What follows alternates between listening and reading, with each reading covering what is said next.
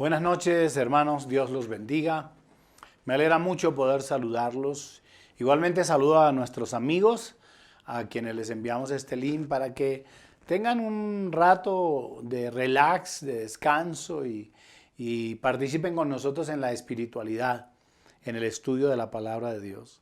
Si usted es un amigo que no asiste a nuestra comunidad, pues bienvenido sea también y permita usted que el Espíritu de Dios, que tiene un propósito con su vida a través de la palabra, pues le hable y permita que Él opere, tome el control total de lo que usted es. Nosotros tenemos estas charlas los miércoles, usted puede verla cuando quiera, pero gracias por aceptar el link que le envían y por compartir con nosotros. Esta noche vamos a compartir un tema que hemos venido tratando. Este es el número 3 en una pregunta: ¿para qué vino Jesús, el Señor Jesucristo, a la tierra? Y es que San Juan da tres razones, y esta noche quiero compartir la tercera.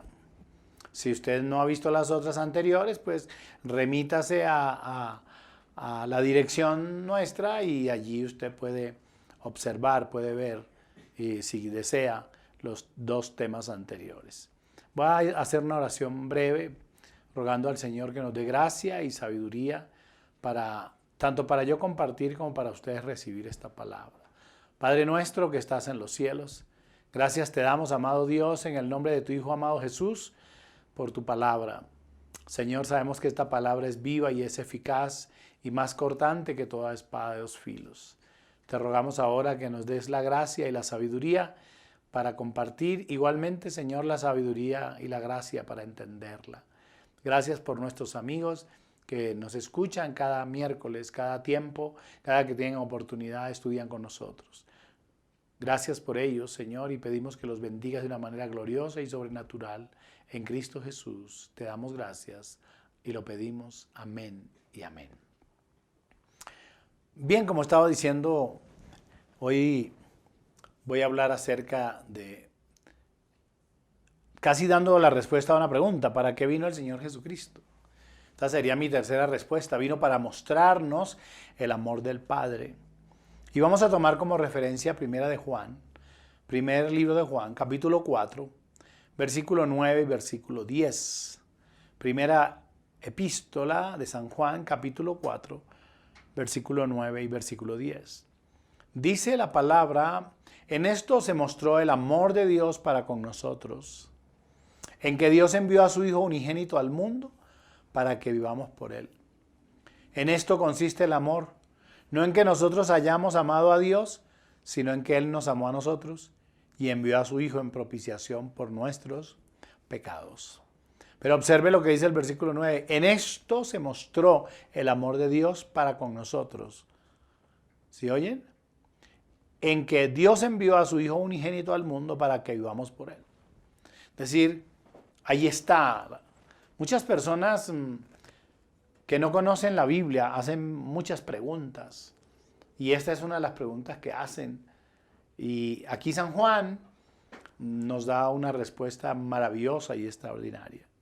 Pero esto hay que revisarlo desde su contexto. Porque ya desde el Antiguo Testamento, la Biblia empieza a mostrarnos el amor del Padre. Ya el Génesis, en el capítulo 3, versículo 15, el Padre Dios había mostrado su amor por nosotros. En la declaración sentencia que Dios le hizo a la serpiente, a Satanás. Allí tiene Génesis capítulo 3, versículo 15. Escuchen ustedes lo que dice. Y pondré enemistad entre ti y la mujer, y entre tu simiente y la simiente suya. Ésta te herirá en la cabeza, y tú le herirás en el calcañar. Si recuerdan bien, en los dos capítulos anteriores, habíamos hablado que allí entonces parte la promesa de un Redentor. El hombre había caído en pecado, el hombre había desobedecido la voz de Dios. La mujer tomó la decisión de comer del fruto del árbol de la ciencia del bien y del mal cuando el Padre Dios les había dicho que no lo hicieran, pero fueron engañados por la serpiente, por Satanás a través de la serpiente. Porque no toda serpiente que usted encuentra en la calle o en una vía o en una finca es un espíritu, Satanás, un demonio. No, este fue un animal tomado donde Satanás tomó control de él. ¿Para qué? Para hacer esta manifestación. Entonces, allí Eva se deja engañar por la serpiente y arrastra también a Adán en la falacia o en la mentira que le había dicho Satanás a través de la serpiente. Y entonces terminaron comiendo del árbol de la ciencia del bien y el mal, cuando Dios había dicho que no. En mi caso particular, pienso que Satanás, y creo que inocentemente o torpemente más bien, creyó que en ese rompimiento, en esa desobediencia, Dios iba a acabar con el hombre, iba a perder hacia él el amor que le había tenido. Porque hay que hacer notar que cuando uno lee el libro del Génesis, uno empieza a leer desde el versículo 1, uno empieza a oír, y dijo Dios, y dijo Dios, y dijo Dios, y dijo Dios. Siempre todo fue creado por el poder de la palabra de Dios, y eso dicen los escritores bíblicos, y el mismo Juan y el escritor de la epístola a los romanos habla de esto, y el escritor de la epístola de los hebreos. Todo fue hecho y concebido por la palabra de Dios, y dijo Dios, hágase la luz, y se hizo la luz. Sepárense las aguas de las aguas, y por la voz de Dios. Pero hay que tener cuidado cuando se llega al momento en que Dios entonces tomó la decisión de hacer el hombre. Porque en el caso particular del hombre, Dios no lo hace como hizo las otras cosas, por su palabra, teniendo toda la autoridad y la facultad. El texto bíblico dice claramente que Dios tomó polvo de la tierra y entonces empezó a hacer al hombre con su propia mano. Eso es una particularidad de todo. Porque cuando Dios crea los animales, no hace un animal para una muestra de cada uno. No, en absoluto. Da una orden y en esa orden todos los animales entonces fueron creados por Dios, pero a través de la palabra. Mientras que en el hombre, dice la Biblia, que entonces Dios tomó polvo de la tierra y entonces ya de allí hizo al hombre. Eso es una particularidad y esto es demasiado importante tenerlo en cuenta. Es decir, Dios ama la obra de su propia mano y en este caso era el hombre. Y Satanás había pensado que haciendo caer a Eva, entonces esa relación, ese afecto de Dios por el hombre se perdía. Es cierto que se rompe la comunicación por la desobediencia, pero no se pierde el amor de Dios hacia el ser humano, hacia el ser que él había creado. Y es la razón por la cual el capítulo 3 del Génesis, Dios dijo a la serpiente, por cuanto esto hiciste, maldita serás entre todas las bestias, entre todos los animales del campo.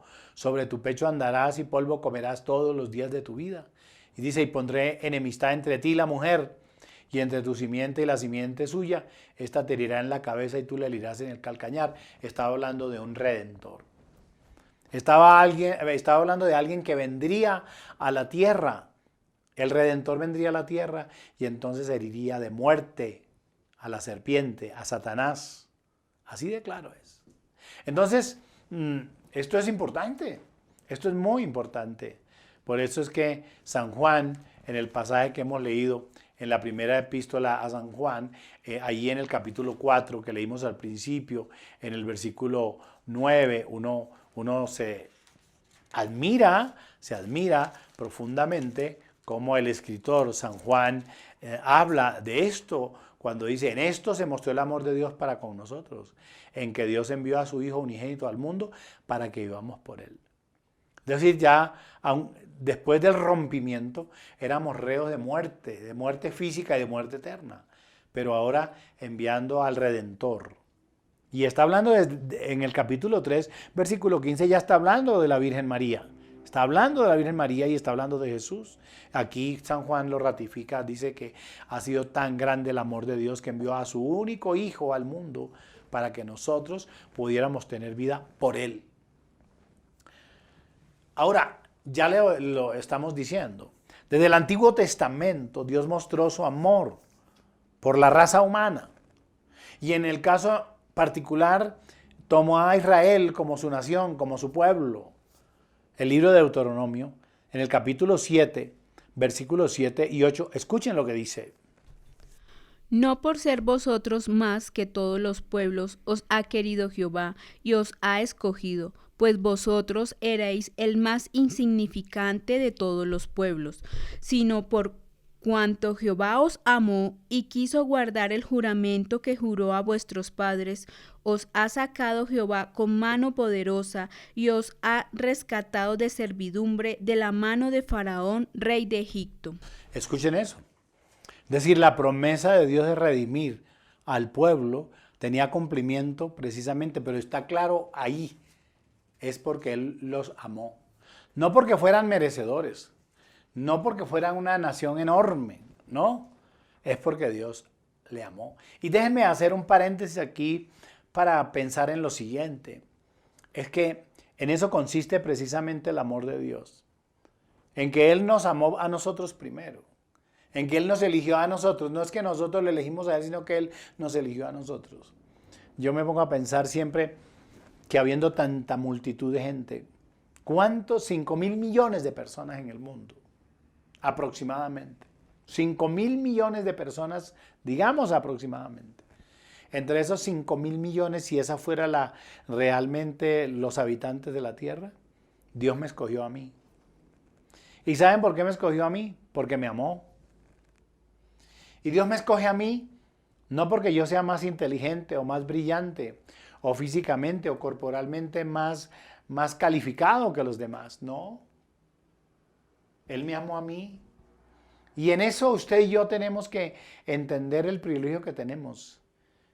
Dios no nos ha considerado por el tamaño ni por la estatura, porque Dios no tiene en cuenta eso. Acuérdense ustedes en el caso de la elección de David, cuando Samuel estaba eligiendo rey para Israel. Pasó Sama, pasaron los hermanos de David. Y entonces cuando Samuel los veía, decía, este es por su corpulencia, por tu tamaño, por su presencia física. Y le decía, no, no es este el que yo he elegido. Y entonces Dios elige a David, el más pequeño de todos, el más insignificante seguramente, porque mientras los otros eran guerreros, David era un simple pastor de ovejas, que era como el trabajo más común que podía existir en ese tiempo. Y Dios elige a David para ponerlo como rey. Y esto tiene que servirnos a nosotros para pensar en el amor de Dios por nosotros. Usted no necesita ser tan grande o tener el apellido tan importante o tener no, Dios elige al que elige. La Biblia dice claramente, yo tengo misericordia del que tengo misericordia. Y yo como cristiano, como hijo de Dios, tengo que sentirme feliz. Porque en medio de toda esta multitud tan grande, a Dios le plació escogerme a mí. Y le plació escogerlo a usted. Y muchas veces en mi oración, y seguramente usted también, dice, Señor, ¿qué viste en mí para elegirme? ¿Qué viste en mí para escogerme? Si San Pablo cuando habla de esto dice, y se me apareció a mí como a un abortivo, se me apareció a mí como el menor, el más insignificante de todos. Es que el amor de Dios es así. A veces, se los digo, realmente es incomprensible. Y es incomprensible en esto que les estoy diciendo, en que yo reconozco que hay gente con más virtudes, con más posibilidades, seguramente más inteligente, más brillante, con más condiciones que yo, pero Dios me eligió a mí. ¿Me eligió a mí para qué? Para amarme, para salvarme, para hacerme su hijo, para hacerme su siervo. Y ese es el más alto honor que yo haya podido tener. Algunos creen que es más importante ser presidente de la República. Yo no creo en eso. O ser senador de la República. Yo no creo en eso. No hay nada más valioso ni más grande que ser llamado hijo de Dios. Y la Biblia dice que por eso es que el mundo no nos conoce, porque a él tampoco le reconoció. Pero dice más a todos los que le reconocieron, a todos los que creen en su nombre, dice que les dio potestad de ser hechos hijos de Dios. Y el texto dice que no es voluntad de carne, no es voluntad humana, ni voluntad de carne, no es voluntad de varón. Es voluntad y bondad de Dios. Alégrese conmigo, hermano, que me está escuchando y hermano. Cuando Satanás quiera minimizarlo y convertirlo en lo que a veces quiere hacer sentir a la gente, una cucaracha, peor que una cucaracha o cualquier cosa de la tierra. No, no se deja arrinconar. Usted no es eso. La palabra de Dios dice, mi hijo eres tú, yo te he engendrado hoy. Somos para Dios como la niña de sus ojos, dice la Biblia. Para Dios, la Biblia dice que nadie podrá tocarnos a nosotros si primero no toca a Dios. O Dios no se lo permite. Entonces nada de eso. Porque eso fue lo que creyó Satanás al principio. Que con el pecado de Adán y Eva entonces se iba a acabar todo. No, este Dios tan maravilloso que envió a su Hijo Jesús para mostrarnos su amor desde el Antiguo Testamento. Desde ya el capítulo 3 del Génesis nos estaba mostrando su amor, enviando un Redentor para que nos diera a nosotros vida. Y cuando yo les hablo del pueblo de Israel, Isaías, el profeta Isaías en el capítulo 63, del versículo 9 hasta el 14, él dice lo siguiente. En toda angustia de ellos él fue angustiado, y el ángel de su faz los salvó. En su amor y en su clemencia los redimió, y los trajo, y los levantó todos los días de la antigüedad. Mas ellos fueron rebeldes e hicieron enojar su Santo Espíritu, por lo cual se les volvió enemigo, y él mismo peleó contra ellos. Pero se acordó de los días antiguos de Moisés y de su pueblo, diciendo, ¿dónde está el que les hizo subir del mar con el pastor de su rebaño? ¿Dónde el que puso en medio de él su Santo Espíritu? El que los guió por la diestra de Moisés con el brazo de su gloria, el que dividió las aguas delante de ellos, haciéndose así nombre perpetuo, el que los condujo por los abismos como un caballo por el desierto, sin que tropezaran. El Espíritu de Jehová los pastoreó como a una bestia que desciende al valle. Así pastoreaste a tu pueblo para hacerte nombre glorioso. Oh, qué maravilloso es. ¿Se observa? En la angustia de ellos, él se angustiaba. En el dolor de ellos, él se dolía. Y los redimió y los trajo. Esa es la mayor muestra de amor. Dice porque se acordó de los días antiguos de Moisés y de su pueblo, cómo los rescató y los sacó de la esclavitud de Egipto, hablando de Israel. Ahí está hablando de Israel. Esa muestra de amor sublime y extraordinario de un pueblo que renegaba contra Dios, que cuando Moisés va por las tablas de la ley, cuando baja, están adorando a otro Dios, están adorando a un becerro. Y con todo, Dios los restituye, les perdona y vuelve otra vez Moisés y entonces allí el Señor entrega las tablas de la ley o los 10 mandamientos.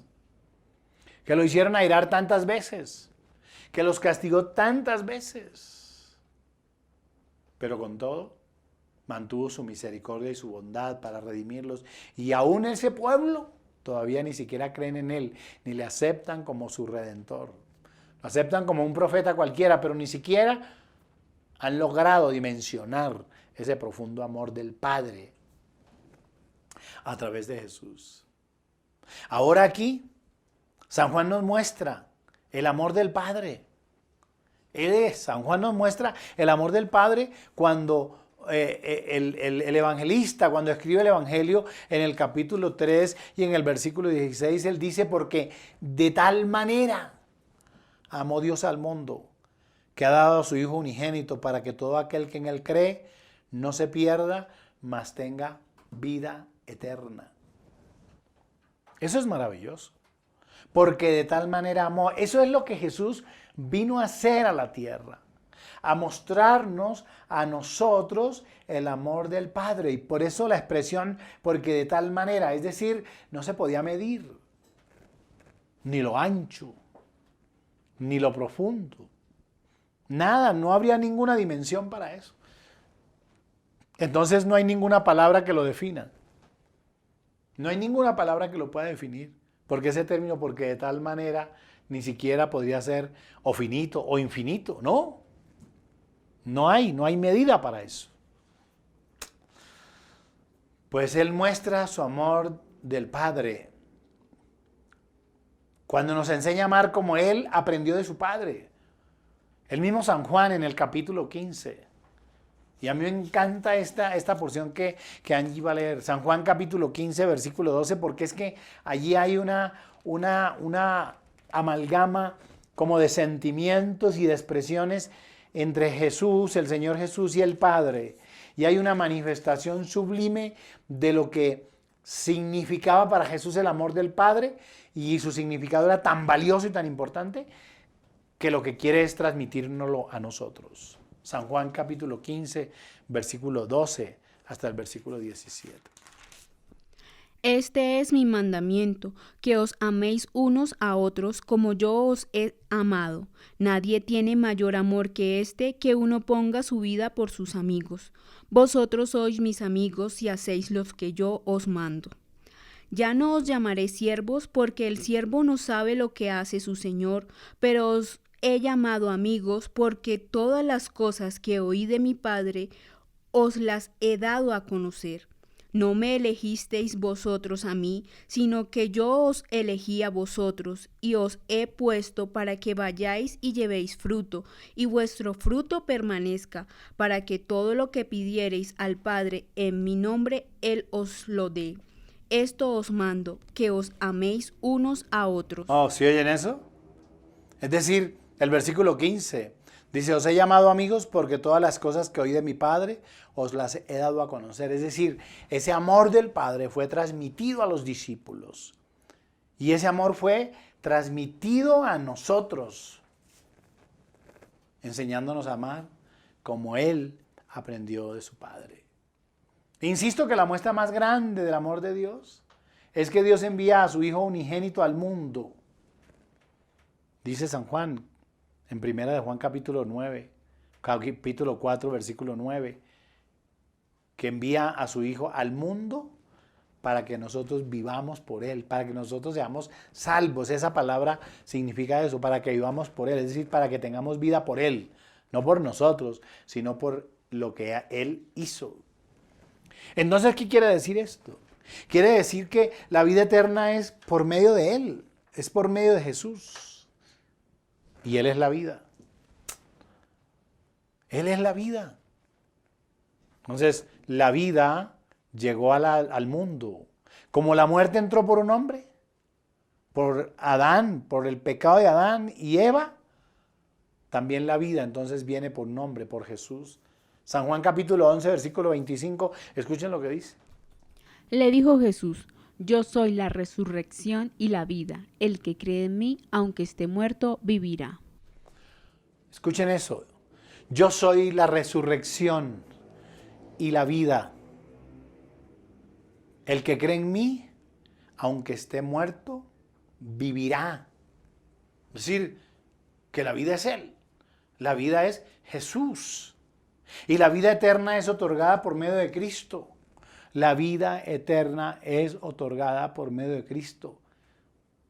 El escritor a los Romanos, en el capítulo 5, versículo 21, dice: para que así como el pecado reinó para muerte, así también la gracia reine por la justicia para vida eterna mediante Jesucristo Señor nuestro. Y Romanos 6, 23. Porque la paga del pecado es muerte, mas la dádiva de Dios es vida eterna en Cristo Jesús Señor nuestro. Ratifica que la vida es en Cristo. Porque la paga del pecado es la muerte, mas la dádiva, el regalo de Dios, es vida eterna. ¿En quién? En Cristo Jesús. No podemos olvidar que Dios nos amó primero. Ahí está claro. Yo escucho algunas expresiones, como que yo busqué a Dios. No, usted no buscó a Dios. El texto dice que Él fue el que nos buscó a nosotros. No, Dios nos amó primero a nosotros. Primera de Juan capítulo 4, versículo 10 dice, en esto consiste el amor. No en que nosotros hayamos amado a Dios, sin que Él nos amó a nosotros y envió a su Hijo en propiciación por nuestros pecados. Y ya ahí mismo, el versículo 19 en ese pasaje, dice, nosotros le amamos a Él porque Él, literal, dice, nos amó primero. Él nos amó primero. ¿Y desde cuándo nos amó? ¿Y por qué nos amó? Nos amó desde el principio. Pero además, nos amó aún siendo pecadores. Aún siendo pecadores. Cuando el escritor a los Romanos escribe en el capítulo 5, versículo 8, lo dice, escuchen.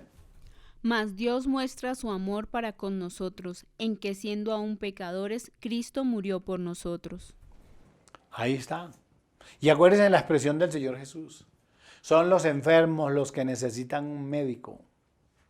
Es decir, Jesús vino a morir a la cruz para mostrarnos el amor del Padre, para mostrarnos el amor del Padre, y no le importó nuestra condición. Él sabía que éramos pecadores. Él sabía que éramos polvo de la tierra, que nuestra naturaleza humana era pecaminosa, pero con todo eso no le importó. Y déjenme, les muestro unos pasajes así sueltos de expresiones que a mí me llaman mucho la atención. Un poco para hablar de esos hombres pecadores, porque él declaró cuando en el caso de Zaqueo, él dijo, es que yo vine a buscar y a salvar lo que se había perdido. Es decir, vine a buscar es a los perdidos, vine a salvar es a los perdidos. Porque los médicos existen es para los enfermos, no para los que están sanos. Me llama mucho la atención que San Lucas hace unas narraciones y vamos a ver tres textos del Evangelio según San Lucas, donde menciona algunos personajes que nosotros hemos conocido en los estudios bíblicos. Este primero, por ejemplo, cuando Pedro se encuentra con el Señor, Pedro le dice, yo soy un pecador, no te acerques a mí porque yo soy un pecador. Y con todo eso, el Señor ese día lo ama y además de amarlo, lo transforma. ¿Se acuerdan? ¿Y qué hace el Señor Jesús? No lo desecha, lo hace su siervo. Eso es un pasaje muy interesante porque Pedro le dice, Señor, yo soy un pecador. Otro que hubiera dicho, no, yo no me junto con pecadores. Miren, San Lucas, capítulo 5, versículo 8 y el versículo 10. Viendo esto, Simón Pedro cayó de rodillas ante Jesús, diciendo, Apártate de mí, Señor, porque soy hombre pecador. Y asimismo de Jacob y Juan, hijos de Zebedeo, que eran compañeros de Simón. Pero Jesús dijo a Simón, no temas, desde ahora serás pescador de hombres. Observe cómo lo pasa de ser pescador de peces, de navegar en el mar, para hacerlo su siervo. Esa es la particularidad del Señor. ¿Cuántos testimonios conoce usted? Usted mismo es un testimonio. Cuando usted se evalúa. ¿Quién era usted antes de llegar a Cristo? ¿Quién era? ¿Cuánto valía usted antes de llegar a Cristo? Un perdido, seguramente un borracho, seguramente un adúltero, seguramente un pícaro por ahí, quién sabe qué cosas más. Y estoy hablando en general para hombres y mujeres. ¿Y ahora quién es? Conozco muchas personas que han sido transformadas, que han tocado fondo, pero Dios los ha sacado, como dijo el salmista, me sacaste del fango, del lodo cenagoso. Eso es maravilloso.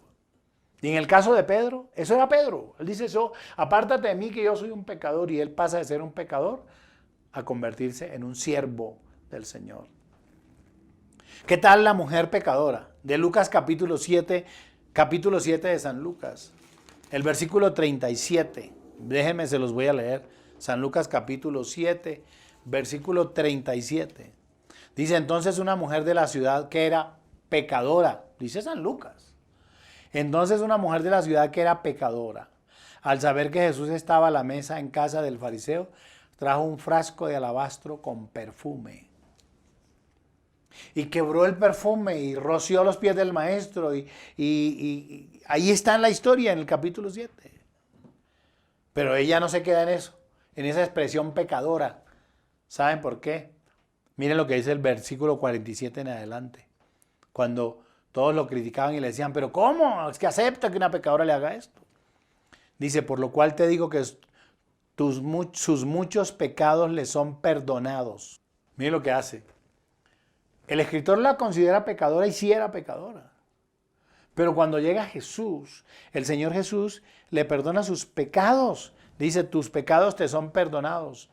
porque amó mucho, mas aquel a quien se le perdona poco, poco ama. Y a ella, le dijo, tus pecados te son perdonados. Y los que estaban juntamente sentados a la mesa comenzaron a decir entre sí, ¿quién es este que también perdona pecados? Pero él dijo a la mujer, tu fe te ha salvado, ve en paz. Oiga, 3 cosas hace el Señor Jesús. Transforma a esta mujer pecadora, entonces le perdona sus pecados. Luego, ¿qué hace? La salva, dice, tu fe te ha salvado. Y luego le da la paz. Eso es la muestra evidente de lo que Jesús vino a hacer por nosotros. A pasarnos del estado de muerte a vida. A seres no amados, no comprendidos. Para amarnos, comprendernos, perdonarnos y llenarnos de paz. ¿O qué tal la referencia de San Lucas, allí mismo, unas hojas adelante, San Lucas capítulo 15, en el versículo 2. Escuchen lo que dice San Lucas capítulo 15, versículo 2. Y los fariseos y los escribas murmuraban diciendo, este a los pecadores recibe y con ellos come. Estaba claro que el Señor Jesús vino por los pecadores, no vino para hacerse famoso, ni para comer, ni para llenarse, no, nada de eso. Él vino, la tenía clara. Y ahí en ese capítulo de San Lucas, capítulo 15, él narra la parábola de la oveja perdida.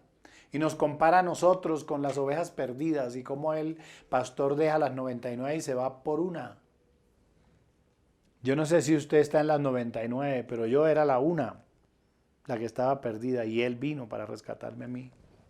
Vino para rescatarlo a usted. Nosotros éramos la que faltaba. Dejó sus 99, dejó su trono de gloria, lo dejó todo para venir a mostrarnos el amor del Padre. Y ya cuando el apóstol Pablo le está escribiendo al pastor de la iglesia de Éfeso, a su hijo Timoteo, a su hijo espiritual Timoteo, en el capítulo 1, versículo 15, escuchen lo que dice. Palabra fiel y digna de ser recibida por todos, que Cristo Jesús vino al mundo para salvar a los pecadores. Ahí está claro. Vino para salvar a los pecadores. Mostrando el amor de ¿quién? El amor del Padre. Déjenme ir terminando para decir esto. Nos amó tanto que murió por los que le entregaron. Nos amó tanto que murió por los que le negaron. No es sino recordar el evento de la cruz.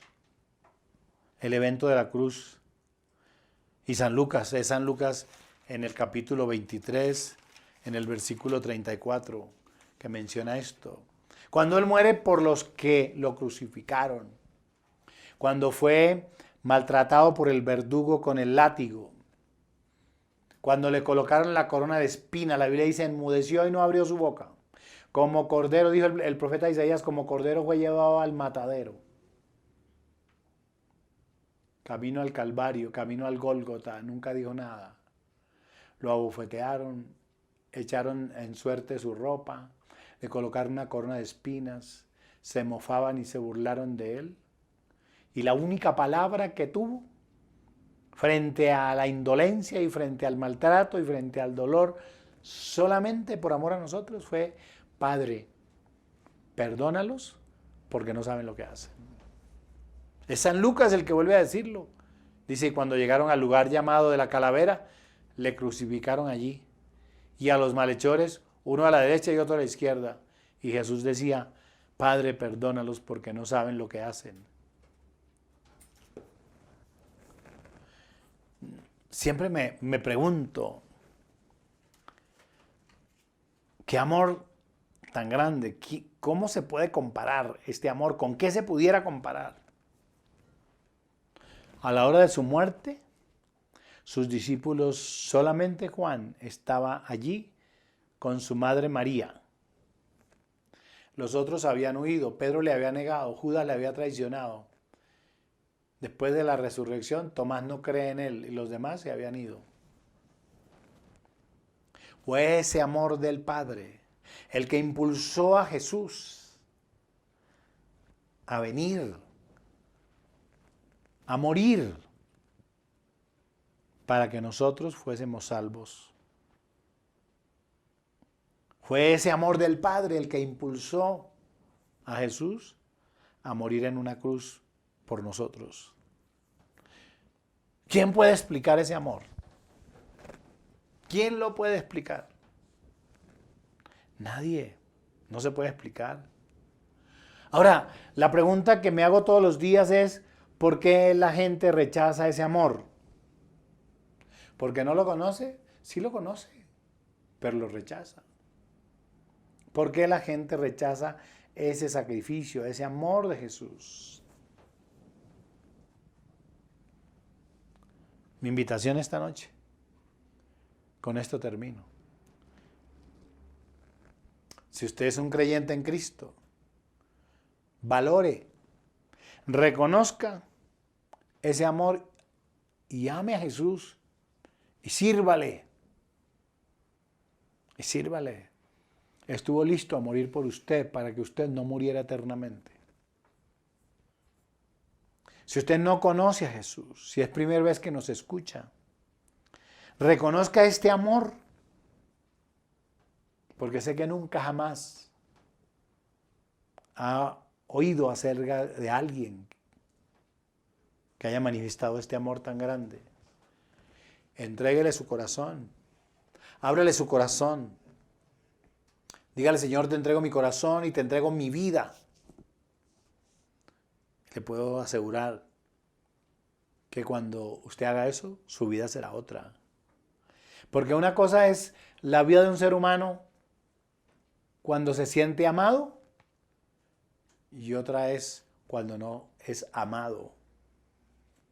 Y lo que tengo claro es lo que San Juan dice, que Dios amó de tal manera al mundo que entregó a su único hijo para que muriera por nosotros. Es decir, Dios siempre le ha amado, siempre le ha buscado, siempre lo ha llamado. Y seguramente esta noche es una oportunidad para usted. Jesús definitivamente vino a mostrarnos el amor del Padre y por ese amor murió en la cruz por usted y por mí. Haga ese amor esta noche suyo. Sírvale, ámelo. Entréguele su vida a Él. Y ponga a disposición de Él todos los dones y talentos que le ha dado. Lo bendigo. Quiero que esta palabra quede en su corazón. Con esto terminamos este ciclo de las 3 lecciones, de las 3 respuestas que Juan da acerca de por qué vino Jesús. Lo aclaramos bien desde el principio.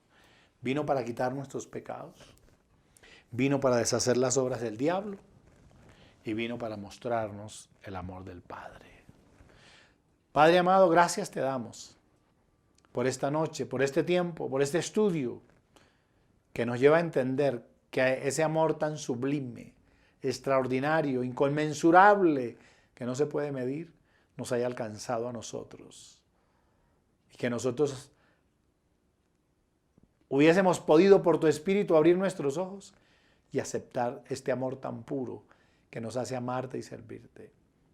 Perdona nuestras debilidades y ayúdanos para seguir adelante.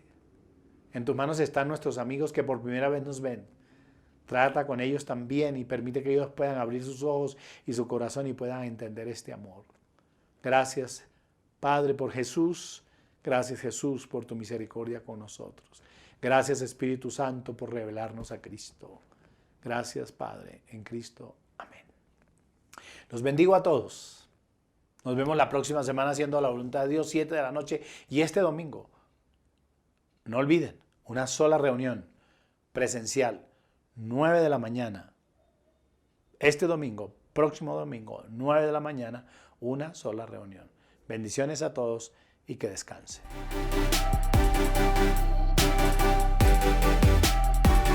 ¿Quieres apoyar nuestro ministerio? Ahora puedes hacerlo en línea a través de nuestras cuentas. En el Banco Caja Social, cuenta corriente 24092 837 081. 24092 837 081.